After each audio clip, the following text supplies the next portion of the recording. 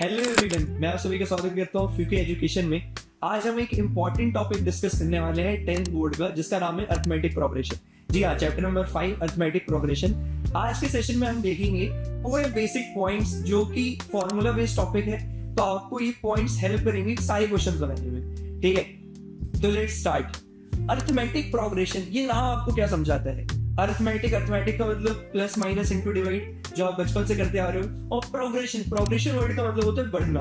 ठीक है, तो कुछ ना कुछ ऑपरेशन के साथ नंबर्स बढ़ रहे होंगे, ये बेसिक मतलब है। जी हाँ, तो ये एक सीरीज को रिप्रेजेंट करता है नंबर की जो कंटीन्यूअस प्रोसेस में बढ़ रहे हैं। ठीक है, इससे पहले देखो प्रोग्रेशन बहुत तरीके के होते हैं, AP, GP, HP, geometric progression, arithmetic progression और हार्मोनिक प्रोग्रेशन। इन सबका एक पेरेंट बॉडी है, दैट इज कॉल्ड सीक्वेंस। ठीक है, तो हम शुरू से शुरू करते हैं, बेसिक स्टेप लेते हैं। वैसे ये देखो इंपॉर्टेंस जानोगी तो आपको पढ़ाई में वैसे ही मन लगेगा। इसमें से आता है कुछ नहीं तो 5 से 6 मार्क्स का। ठीक है, जिसमें से आपके 2 एमसीक्यू आएंगे 2 मार्क्स के, और 2 to 3 मार्क्स के 2 या 1 क्वेश्चन आते ही रहते हैं। ठीक है, और ये मैं बात कर रहा हूँ मेन बोर्ड, चाहे वो एमपी बोर्ड हो चाहे वो सीबीएसई बोर्ड हो, आना ही आना है। तो ध्यान से पढ़ेंगे, ध्यान से समझेंगे चीजों को। जहां भी कोई डाउट होता है आप मेरे को कमेंट सेक्शन में बता सकते हैं। ठीक है, तो शुरू करते हैं सीक्वेंस। ठीक है,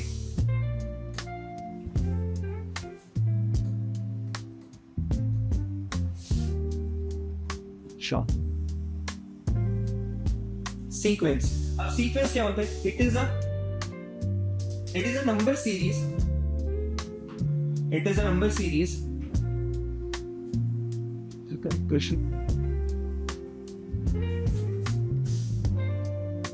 in specific order following some rule. In specific order following some rule.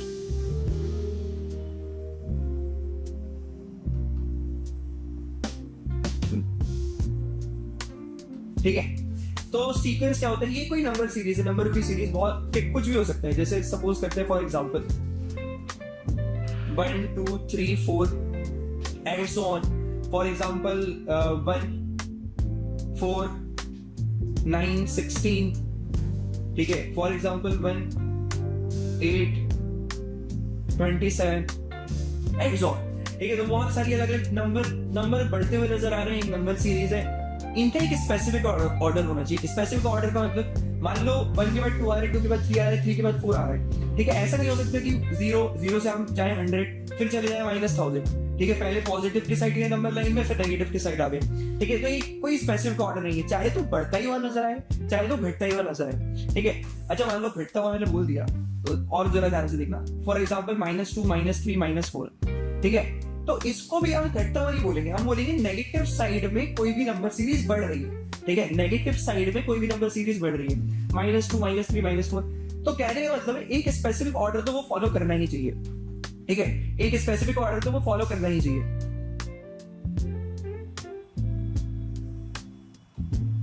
ठीक है, तो सीक्वेंस क्या होता है? कोई भी नंबर सीरीज जिसका एक स्पेसिफिक ऑर्डर हो और वो कोई ना कोई रूल फॉलो करता हो। अब रूल के इसको भी समझेंगे, और इन 3 पॉइंट को लेके हम सीधे सीधे फिर प्रोग्रेशन पे आते हैं। ठीक है, तो कोई भी रूल फॉलो करता हो, जैसे ये देख लो 1 के बाद 2 2 के बाद 3 4, तो हम क्या बता सकते हैं नंबर लाइन कहां पे एंड होगी? ठीक है, यानी ये नंबर सीरीज एंड होगी टिल एंड।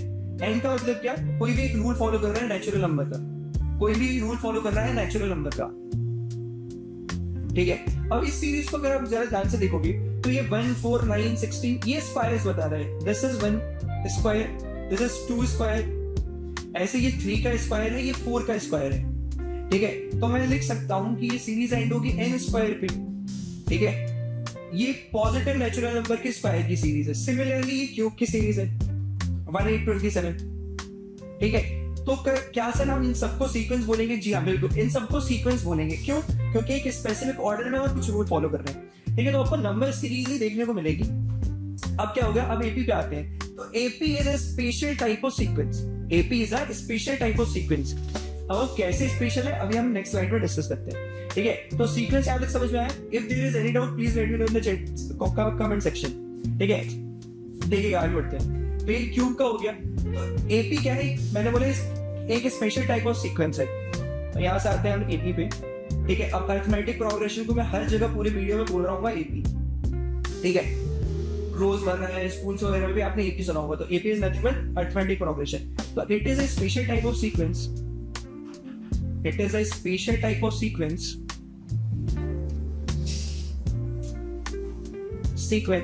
अब देखो अलग अलग एपी को नाम क्यों दिया गया, एक को एपी बोला गया, एक को जीपी, एक को एचपी क्यों बोला गया, ठीक है। क्या होता है नंबर सीरीज और स्पेसिफिक ऑर्डर तो वही है, ये क्या करेगा कुछ रूल को चेंज कर देगा। तो ये एक स्पेशल टाइप ऑफ सीक्वेंस है, इसका एक रूल होगा, कौन सा रूल, ठीक है। It is a special type of sequence in which any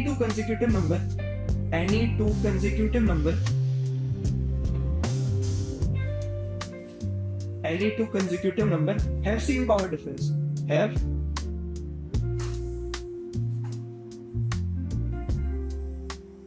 have same common difference,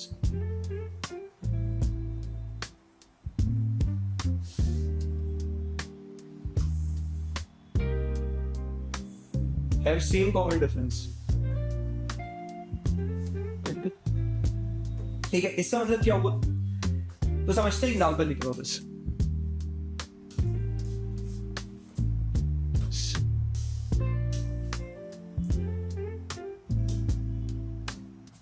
ठीक है देखिएगा, तो कोई भी एग्जाम्पल लेते हैं, फॉर एग्जाम्पल हम ले रहे हैं 1 2 3 4 अगेन, ठीक है, एंड सो ऑन, ठीक है। तो ये एक सीक्वेंस ही अभी हमने देखा, ये इसको मैं एपी क्यों बोल रहा हूँ, हर सीक्वेंस को आप एपी नहीं बोलोगे, एपी उन्हीं सीक्वेंस को बोलोगे जिनके दो कंसेक्यूटिव नंबर के बीच में डिफरेंस सेम होगा। इसका मतलब क्या, अच्छा डिफरेंस लेते समय भी जिस तरफ एपी आगे बढ़ रही होगी, ये एपी आगे बढ़ रही है, ठीक है, तो आगे वाले टर्म में से जस्ट उसके पहले वाला कंसेक्यूटिव का मतलब होता है बगल बगल वाले। 96 का कंसेक्यूटिव 97 हो गया, ठीक है, यहाँ पे 96 का एक और कंसेक्यूटिव होता है 95, तो 95 96 कंसेक्यूटिव पेयर है, जैसे 2 3 हो गया, -2 -3 हो गया, ठीक है।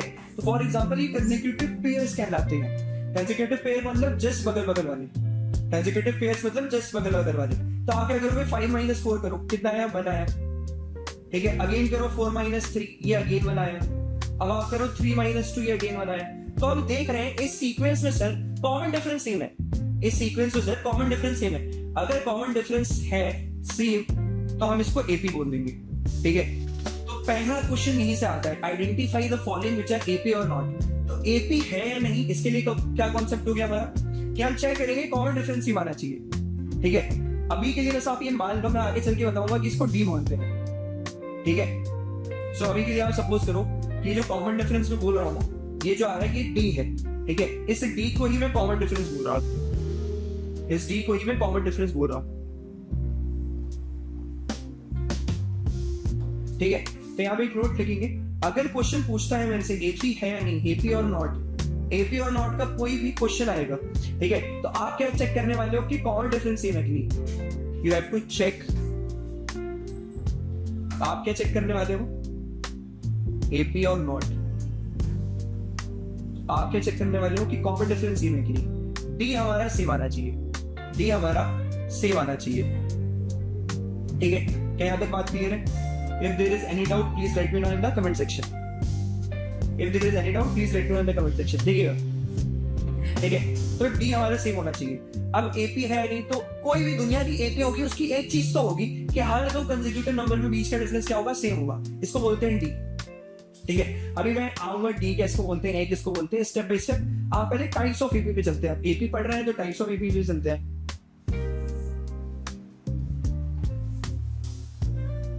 ठीक है। तो यहां से आते हैं टाइप्स ऑफ एपी, देखिएगा जरा,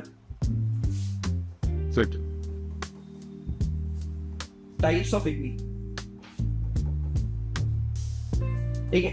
तो मेन दो तरीके की एपी होती है जिसका जिक्र किया गया है, जो आपको जाननी जरूरी है, ठीक है। एक को बोलते हैं इनफाइनाइट एपी और दूसरा होता है फाइनाइट एपी, इनफाइनाइट एपी और फाइनाइट एपी, इनफाइनाइट एपी और finite AP,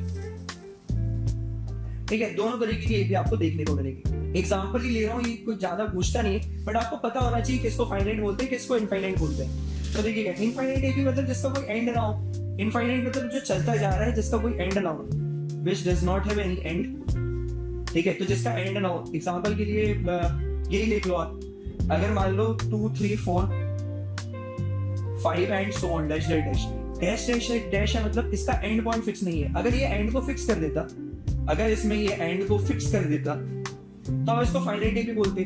for example 100, 200, 300 dot कर देता, ठीक है, डॉट कर देता, या फिर वो ऐसे ही डॉट नहीं भी करता, 3 टर्म देके छोड़ देता तो भी हम बोलते कि फाइनाइट एपी है, ठीक है। इसका मतलब क्या, एंड टर्म फिक्स है, लास्ट टर्म इसमें फिक्स है, और अगर लास्ट टर्म फिक्स है, ठीक है, तो हम उसको फाइनाइट एपी बोलेंगे। अब आते हैं एपी के बेसिक टर्मिनोलॉजीज पे, और यही आपका पूरा चैप्टर का सार है, ठीक है। अगर आप इसको समझ गए, ए किसको बोलते हैं, डी किसको बोलते हैं, एन किसको बोलते हैं, तो आप इतना तो क्लियर हो जाएगा कि सर हम आगे चल के एपी के कोई भी क्वेश्चन करेंगे, क्योंकि फॉर्मूला बेस्ड टॉपिक है। कितने फॉर्मूले पूरे चैप्टर में? 2। इन 2 फॉर्मूले से पूरा का पूरा एपी बनता है। तो सर वैरायटी कहाँ आती है, ठीक है, ये पूछता जा रहा है क्यों है, क्योंकि वैरायटी वो क्वेश्चन में देगा, फॉर्मूले वही लग रहे होंगे, तो इसमें आपका एप्टीट्यूड थोड़ा सा तेज होना चाहिए, आपको दिमाग पता करना चाहिए किसमें क्या पूछ रहे हैं, ठीक है। तो इसी को समझने के लिए हम समझते हैं बेसिक टर्मिनोलॉजीज, ठीक है। तो हम आते हैं बेसिक टर्मिनोलॉजीज पे, देखिएगा जरा। अच्छा, यहाँ तक सबको सारी चीजें क्लियर है? If there is any doubt please let me know in the comment section, ठीक है। अब आते हैं बेसिक चीजों पे, ठीक है, बेसिक टर्मिनोलॉजीज, ठीक है, और यही पूरा आपको ख्याल रखना है, टर्मिनोलॉजीज, ठीक है। तो देखो, सपोज करते हैं कोई एपी थी, 1 2 3 4 एंड सो ऑन, ठीक है, ये कोई एपी थी,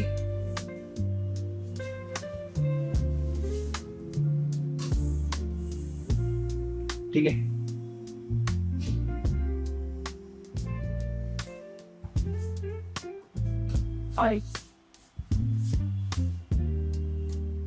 ठीक है, तो सपोज करते हैं ये कोई एपी थी, ठीक है, इसका लास्ट टर्म एन पे एंड हो रहा है, ठीक है। तो पहली टर्म, फर्स्ट टर्म, अच्छा, हर एक number, each number in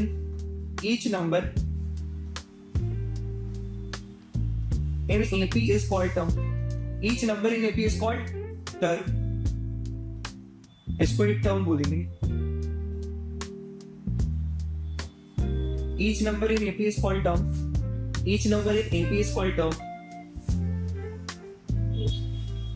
Each number is AP is called term. यानी इसको भी एक टर्म बोलेंगे, 1 भी एक टर्म है, 2 भी एक टर्म है, 3 भी एक टर्म है, 4 भी एक टर्म, ठीक है। तो फर्स्ट टर्म को हम, पहला जो भी नंबर लिखा रहता है उसको फर्स्ट टर्म बोलते हैं, ठीक है। तो इसको डिनोट करते हैं A1 से, सेकंड टर्म को A2 से। A1 का मतलब क्या, फर्स्ट टर्म, A1 का मतलब क्या हो गया, फर्स्ट टर्म। ऐसे ही A2 का मतलब क्या हो गया, सेकंड टर्म। A2 का मतलब क्या हो गया, second term. Again A3 is third term. तो जो नंबर लिखा रहेगा A के साथ वो आपको टर्म बता रहा होगा, थर्ड टर्म,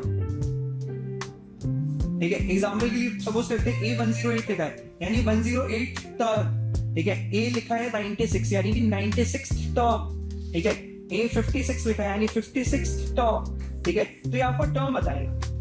ऐसे ही करते करते एक तो लास्ट में आ जाता है AN लिख देते हैं, nth टर्म, AN आ गया तो nth टर्म लिख दिया, ठीक है।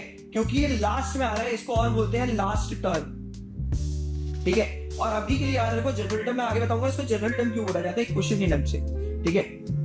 जनरल टर्म इसलिए बोला जाता है कि ये अगर हमको लास्ट टर्म पता है ना एन की टर्म्स में, तो हम पूरी की पूरी एपी जनरेट कर सकते हैं। मतलब ये वो टर्म हो गया जिससे हम पूरी की पूरी एपी लिख सकते हैं। ये इसलिए ये वो है जनरलाइज टर्म, ठीक है। इसलिए वो क्या है, एक जनरलाइज टर्म है, ठीक है। अब ध्यान देने वाली बात क्या है, हम हर एपी के फर्स्ट टर्म को A1 ही बोलेंगे और A से रिप्रेजेंट करेंगे जनरली। और A, तो A क्या होता है, A आपका फर्स्ट टर्म होता है। A क्या होता है, फर्स्ट टर्म होता है, फर्स्ट टर्म। दूसरा मैंने अभी आपको बताया था D क्या होता है, कॉमन डिफरेंस। D क्या होता है, कॉमन डिफरेंस, ठीक है। और कॉमन डिफरेंस क्या होता था, difference between any two consecutive term, और ये सेम भी रहता था। Difference between any two consecutive term, और ये सेम भी रहता था, ठीक है। तो सपोज करते हैं कोई भी दो टर्म A3 A2, तो क्या D हो जाएगा A3 माइनस A2।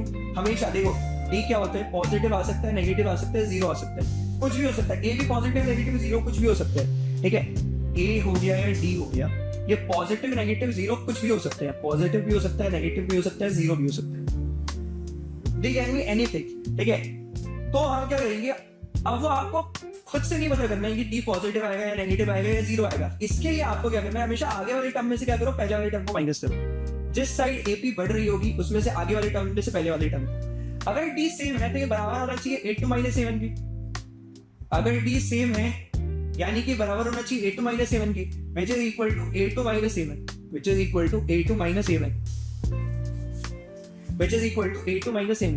ठीक है, 8 - 8 to 8 to -7 ये सब बराबर होगा। तो किसी भी दो कंसेक्यूटिव टर्म का डिफरेंस अगर उसने बोल दिया एपी है तो आप बस क्या करोगे, डिफरेंस चेक कर लोगे, और डिफरेंस सेम आ रहा है तो एपी होगा ही। ठीक है, तो ये दोनों कन्वर्स है, बोल रहा है एपी तो डिफरेंस सेम होगा, डिफरेंस सेम है तो एपी होगा। ठीक है, तो ये हो गया कॉमन डिफरेंस। अब बोलते हैं कि एन टर्म तक गया ना, एनथ टर्म तक गया तो इसमें टोटल कितने टर्म होने चाहिए, एन टर्म्स होनी चाहिए। एन बताता है आपका नंबर ऑफ टर्म्स, एन बताता है आपका नंबर ऑफ टर्म्स। ठीक है, एन होता है नंबर ऑफ टर्म्स, और एन हमेशा याद रखना, हमेशा हमेशा ये क्या होता है, होल नंबर होता है। एन हमेशा क्या होता है, सॉरी नेचुरल नंबर होता है। एन हमेशा क्या होता है, नेचुरल नंबर होगा, यानी कि 1 2 3 4 ये कभी नेगेटिव नहीं हो सकता, ये कभी जीरो नहीं हो सकता। 1 2 3 4 इसके अलावा कुछ भी आ जाए, कुछ क्वेश्चन आपको आगे चल के मिलेंगे जिसमें बोल रहा होगा find which term is 55 of the AP. अगर वो 55 का कोई टर्म है तो एन की वैल्यू उसमें चेक होगी। एन की वैल्यू अगर नेचुरल नंबर के अलावा कुछ भी आती है, फ्रैक्शन, डेसिमल, कुछ भी, तो हम उसको कंसीडर करेंगे नहीं, हम उसको कंसीडर करेंगे नहीं। ठीक है, तो एन कुछ भी हो सकता है नेचुरल नंबर। ठीक है, तो देखिएगा इसमें ये हो गया ADN। ठीक है, तो आप कुछ एग्जांपल लेते हैं, बस हम ADN एक दो एग्जांपल में निकालेंगे तो आपको इतना तो समझ में आ जाएगा कि ये तो पूरा कॉन्सेप्ट और क्लियर है। इसके बाद सेकंड कॉन्सेप्ट आता है जो आप नेक्स्ट क्लासेस में पढ़ेंगे, वो होता है कि किसी भी टर्म को आप A और D के टर्म्स में लिख सकते हैं। ठीक है, तो कुछ मैं एग्जांपल लेने जा रहा हूँ, बस देखिएगा। ठीक है, कुछ एग्जांपल बस लेने जा रहा हूँ, उसमें देखिएगा। ठीक है, इसमें हम क्या निकालने हैं, ADN निकालने वाले हैं, AD और N निकालने वाले हैं। ठीक है, और n अभी इनफाइनाइट एपी का नहीं निकालेंगे क्योंकि उसके लिए फॉर्मूला लगेगा। ठीक है, तो n हम हमेशा फाइनाइट एपी का करेंगे। देख लो जरा। ठीक है, कुछ क्वेश्चन लेते हैं। Find A, D and N in the following, N in the following।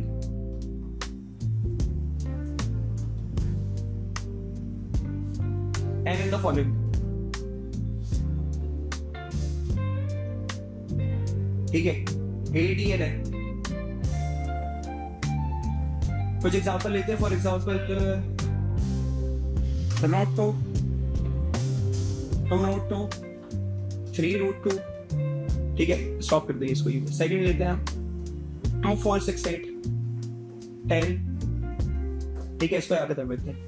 अब इसमें मैंने आपको बताया कि ए क्या है हमारा फर्स्ट टर्म, तो किसी भी का पहला टर्म ए कहलाएगा, यानी कि a = √2। ठीक है, डी क्या कहलाएगा, किसी भी दो कंसेक्यूटिव टर्म का डिफरेंस आगे वाले टर्म में से पहले वाले टर्म को माइनस कर दो। तो फॉर एग्जांपल ये लेते हैं 2√2 - √2, 2√2 - √2 which is equal to √2 taking common, 2 - 1 is 1, 2 - 1 is 1। तो ये डी भी हमारा आ गया √2। ठीक है, एन कितना है, क्योंकि ये फाइनाइट एपी है तो एन भी लो 1 2 3, एन की वैल्यू 3। ठीक है, अगेन देखिएगा इस वाले सेकंड एपी में ए क्या है, फर्स्ट टर्म, तो ए की वैल्यू हमको 2 दी हुई है। डी क्या हो जाएगा, किसी भी दो कंसेक्यूटिव टर्म का डिफरेंस आगे वाले में से पहले वाला टर्म माइनस करेंगे। ठीक है, so which is equal to 8 - 6 which is equal to 2। ठीक है, और कितने टर्म्स हैं, 1 2 3 4 5 टर्म्स हैं। ठीक है, इनफाइनाइट एपी के लिए हमको फार्मूला पढ़ना पड़ेगा, वो हम नेक्स्ट क्लास में देखेंगे।